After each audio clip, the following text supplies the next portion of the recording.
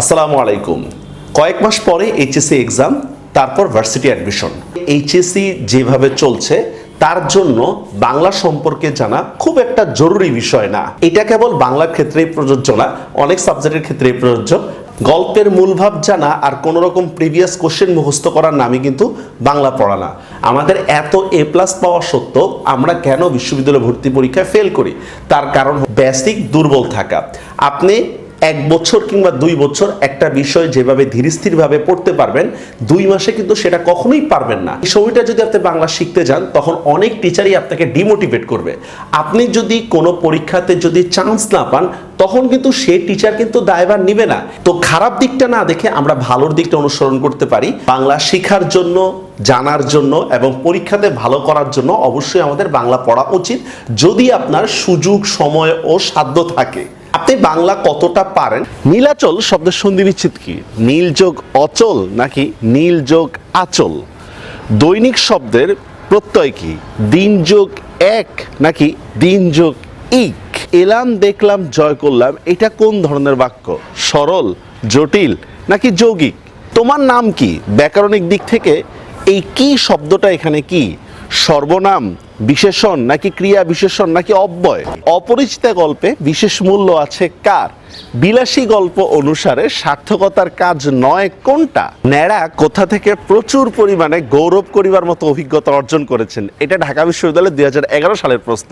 দুর্ভিক্ষে আল্লাদির কতজন মারা যায়? এখানে যে প্রশ্নগুলো বলা হলো, এগুলো বিভিন্ন পরীক্ষায় এসেছে। কোশ্চেনগুলো আপনাদেরকে আটকানোর জন্য করা হয়নি। পরীক্ষার হলে গেলে আমরা নতুন নতুন কোশ্চেনের সম্মুখীন হই, তখন বুঝতে পারি আসলে আমাদের ল্যাকিংসটা কোথায়।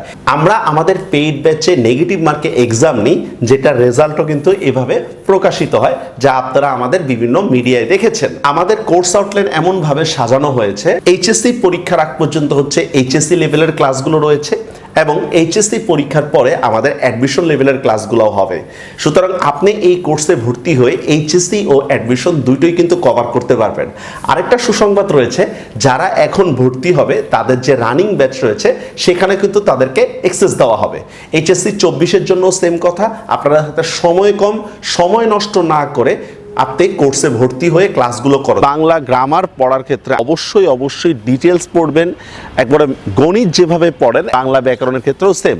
তারপরও কিছু কোশ্চেন পাবেন হচ্ছে ব্যতিক্রম। এই ব্যতিক্রম কোশ্চেনগুলো দরকার জন্যই হচ্ছে মূলত শিক্ষক প্রয়োজন। কারণ আপনি যদি বই দেখে শুধু পড়েন, তখন দেখবেন কি এক এক প্রকাশনীর বইতে এক এক রকম অ্যান্সার দেওয়া, কেউ ব্যাখ্যা দেওয়া নাই। এই জন্যই আপনার টিচার প্রয়োজন। ফ্রি ক্লাসগুলো কেন এনাফ না? কারণ ফ্রি ক্লাসগুলো করতে আপনি বাধ্য না, কিন্তু পেইড ক্লাসগুলো যখন করবেন তখন টাকার জন্য হোক এবং রুটিন মাফিক ক্লাস করার জন্য হলেও আপনি ক্লাসগুলো দেখবেন।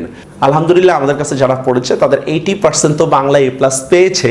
অ্যাডমিশনের চান্স 50%-এর কম না।